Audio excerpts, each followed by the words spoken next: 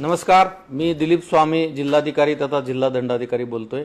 आपणाला सर्वांना माहिती आहे, आंतरराष्ट्रीय स्तरावरच्या काही प्रसंगामुळे आपल्याकडे गॅस आणि डिझेल पेट्रोलचा तुटवडा आहे अशा पद्धतीच्या बातम्या प्रसारित झाल्या। काही लोकांनी अफवा पसरवले, त्यामुळे खूप ठिकाणी पॅनिक परिस्थिती निर्माण झालेली आहे।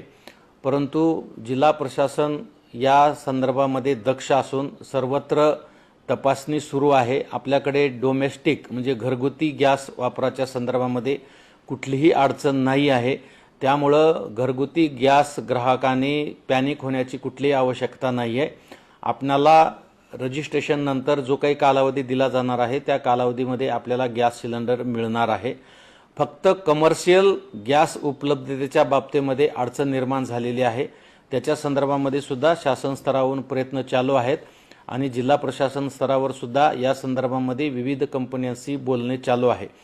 परंतु घरगुती गॅसच्या संदर्भामध्ये ग्राहकांनी पॅनिक होण्याची आवश्यकता नाही।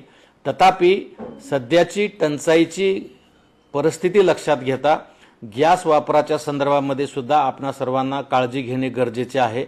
जास्तीचे पदार्थ तयार करणे किंवा गॅस वाया घालवणे किंवा बऱ्याच ठिकाणी गॅस चालू असतो आणि त्यावर काही शिजवलं जात नाही, अशा पद्धतीने मोठ्या प्रमाणामध्ये गॅस बऱ्याच ठिकाणी वाया जातो। अशाच बातम्यांसाठी चॅनलला लाईक, शेअर आणि सबस्क्राईब करा। A1 CID न्यूज, आवाज जनतेचा। महाराष्ट्र प्रतिनिधी मधुकर बर्फे।